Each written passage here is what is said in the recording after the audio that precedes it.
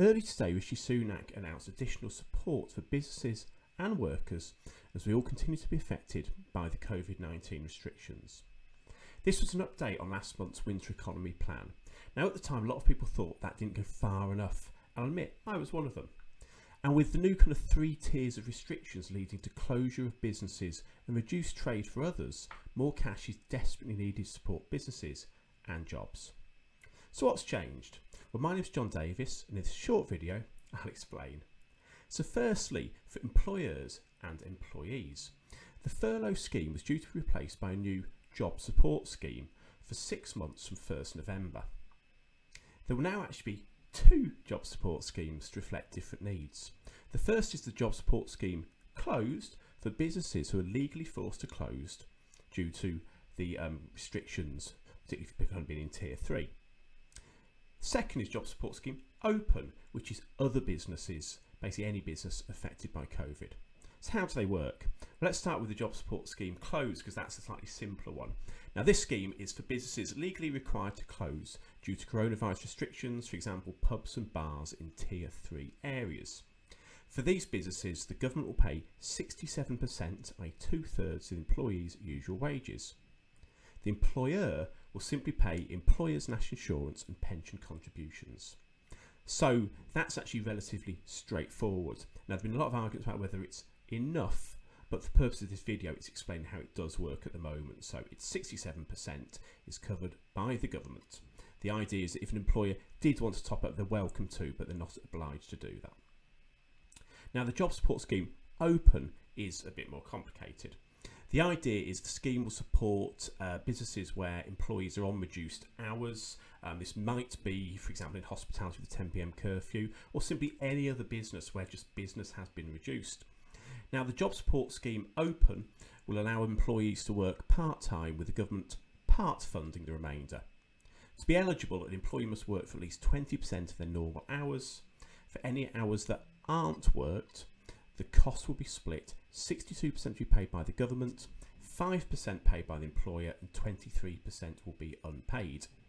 Okay, and those percentages are of kind of the bit they've not worked. Now, what this means is effectively means the government could pay up to 49% of an employee's wages. The employer will still pay all employers' national insurance and pension contributions, the same as the other scheme, and the maximum government funding will be £1,542 per employee per month. If you do use this scheme as an employer, you will also still be eligible for the £1,000 job retention bonus, which is paid for any employee who's been previously furloughed but is still on your payroll at 1st of February 2021. So what businesses are eligible? Basically, all small and medium businesses with a payroll are eligible. They don't need to have used the furlough scheme before. Large businesses will need to show a drop in turnover due to COVID-19. The precise details haven't yet been announced, but basically it's just to make sure people are only accessing it who really do need it.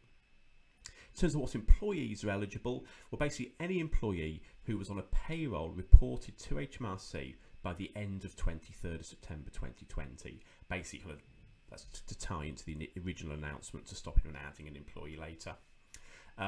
This does mean that an RTI submission needs to have been submitted to HMRC before that date. So if somebody's on a monthly payroll, effectively the cut-off is 31st of August. How much will the funding be? Well, to give you kind of 2 examples, I suppose, to illustrate how those percentages work through in reality. So in the first one, let's assume the employee works 20% of the time. Now, and to make it easy for me, let's assume the employee earns £1,000 per month. So in this instance, the first £200 will be paid by the employer to cover the actual hours worked, i.e. 20% of £1,000.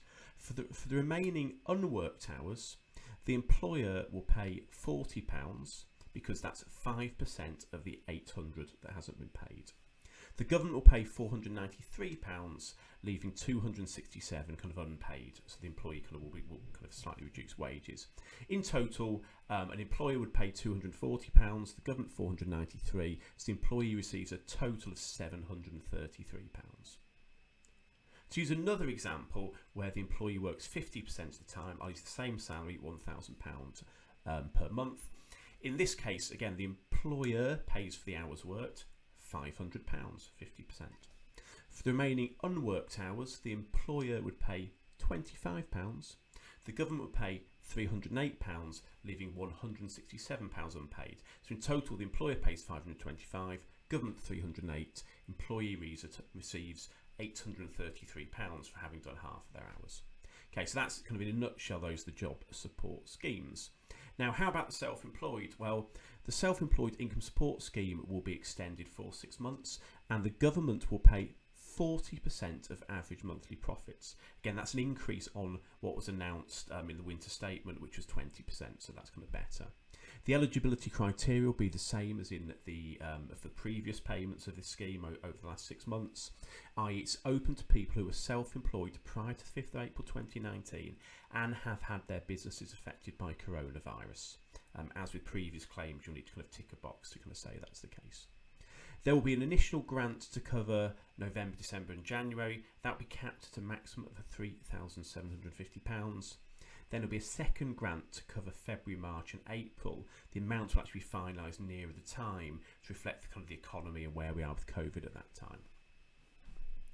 Now, an additional bit from yesterday was the hospitality and leisure grants. Further grants were announced for basically hospitality businesses, hotels, B&Bs and leisure businesses.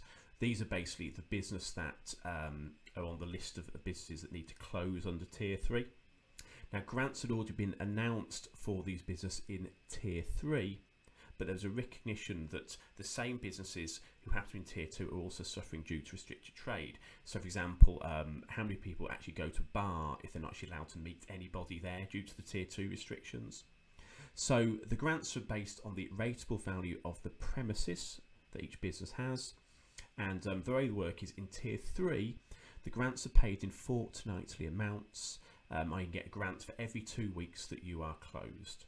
The fortnightly amounts are £667 if your rateable value is £15,000 or under. You'll get £1,000 every fortnight if your rateable value is over £15,000 but under £51,000. And then if your rateable value is over £51,000, you'll get £1,500 every fortnight. Now, in Tier 2, local authorities will be given funding by the government to cover 70% of these Tier 3 amounts, because obviously the government has all the data on rateable businesses. They know how many there are in each local authority. They're also going to add a 5% top up, which is expected will be used for businesses who fall into the hospitality, hotel, B&B and leisure kind of industry, but perhaps aren't registered for rates. But however, the actual allocation in Tier 2 will be at the local authority's discretion, but it does lead to an expected monthly amount, because you're using monthly for this, of you will receive, if your rateable value is below £15,000, you'll receive £934 per month. Rateable value between £15,000 and £51,000, you'll receive £1,400 per month. And if you're over £51,000, you'll receive £2,100. That's if you work that through, that's 70% of the Tier 3 amounts. The good news actually on that as well is the funding will be backdated to cover restrictions that were in place prior to the tier system. So, for example, if you have a business in an area that had, say, a local lockdown that reduced kind of movement, and I know certainly here in Liverpool we had a local lockdown where you couldn't meet people indoors, i.e. you couldn't go to a bar to kind of meet people from another household. If you are in an area that has that, the grants will be backdated to when those restrictions came into place. However, the government is very clear that the actual amounts per business are approximate because it will be down to local authority discretion. So please kind of keep an eye on your local authority's website to see the kind of workings for that. If you are in a Tier 3, for example, we're in Liverpool, the first Tier 3, it's all already up on their websites. Of course, they kind of, were aware of this first. The grants will run until April 2021, but there will be a review in January to see how things are going. So what's it mean overall? Well, I think the revised job support scheme is much better than the initial announcement last month. In that scheme, employees needed to work at least 1/3 of the time. That's been reduced to 20% of the time. And in that scheme, employers were paying 55% of a salary for someone working only 33% of the time. The government then added 22%. Now, Paying 55% salary for someone who's only working a third of the time meant that I didn't actually know many business owners who actually intended to use the scheme. The common question was, well, can't I just pay them for the hours they actually work and just not use the scheme? Now, the scheme was more attractive to the employee, of course, but a lot of employers would actually, well, I probably wouldn't actually use it anyway. I'd either pay the hours worked or perhaps even just make people redundant because I can't afford that additional top up. It was kind of too costly to keep part-time staff on. The new scheme does redress that. So in the new scheme, if someone works 1/3 of the time, they'll receive 78% of their salary, but only 36% will be paid by the employer. So basically, for the time worked, then only kind of 3% on top of that. 42% is now covered by the government. So it's a far better incentive to employers to keep people in jobs. And with the £1,000 job retention bonus to be paid in February, hopefully it will keep it cost neutral for employers, because that should cover any kind of employer's NI, employer's pension as well. On the other measures, the increase in the self-employed income support scheme again is very welcome, go from 20% to 40%. But there's still that kind of glaring hole of there's nothing for the 3 million people who have missed out previously. So if you weren't eligible before, you're not eligible now, and this missed out lots of freelancers, newly self-employed people I started after the 5th of April 2019, and basically any limited companies directors still don't get anything. Overall though, you know, the measures there will be a big help for a lot of business and a lot of workers. Now, if you have any questions at all about that, please do get in touch. As always, if you found this useful, please do like the video and subscribe to our channel for more updates. Thank you, and I'll see you soon.